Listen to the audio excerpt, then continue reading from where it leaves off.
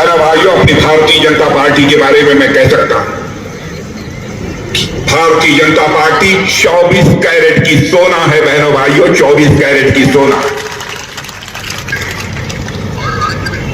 आप ये कहेंगे कि आप 24 कैरेट का सोना भारतीय जनता पार्टी को क्यों कह रहे हैं?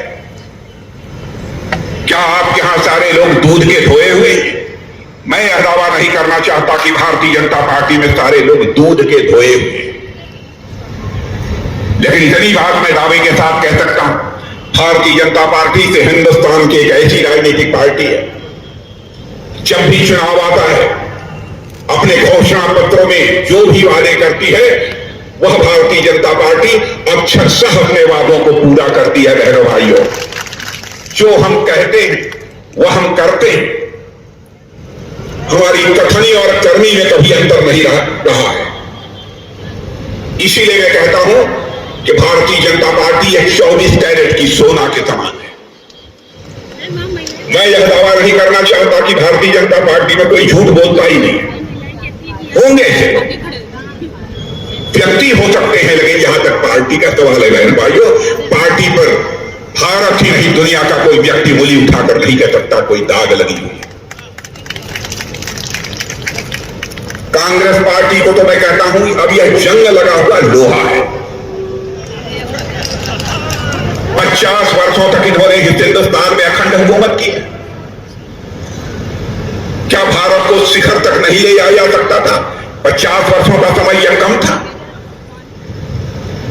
लेकिन आपने देखा कि हमारे प्रधानमंत्री मोदी जी ने 10 वर्ष के अंदर बहनों भाइयों करिश्मा करके दिखा दिया। कोई माने या ना माने, सारी दुनिया मानती है 10 वर्षों के अंदर भारत का कद सारी दुनिया में ऊंचा हुआ है। पहले हम विदेशों में जाते थे, यदि हम कुछ बोलते थे हमारी बातों को जिस गंभीरता पूर्वक लिया जाना चाहिए, अंतर्राष्ट्रीय मंचों पर नहीं लिया जाता था। लेकिन आज यह हम अंतर्राष्ट्रीय मंचों पर कुछ बोलते हैं भारत के प्रतिनिधि के रूप में। बहनों भाइयों, सारी दुनिया कान खोलकर सुनती है कि भारत बोल क्या रहा है। यह भारत की हैसियत सारी दुनिया में बनी है। 50 वर्षों के शासनकाल में यह कांग्रेस पार्टी नहीं कर पाई, उसको करके हम लोगों ने दिखाया है। हम ऐसी राजनीतिक पार्टी है, भारत का विकास भी करना चाहते हैं, लेकिन भारत की विरासत को भी हम सुरक्षित रखना चाहते हैं। आप ये कहेंगे कि विरासत को कैसे सुरक्षित करेंगे आप? मैं बहुत सारे मंदिरों का, बहुत सारे पुरातत्व शेष, उनके जीर्णोद्धार का, उनके उत्थान का जो काम किया है उसकी बहुत विस्तार में जाकर यहां पर चर्चा नहीं करूंगा। मध्य प्रदेश में स्थित बाबा महाकाल की नगरी की यहां पर मैं चर्चा करना चाहूंगा।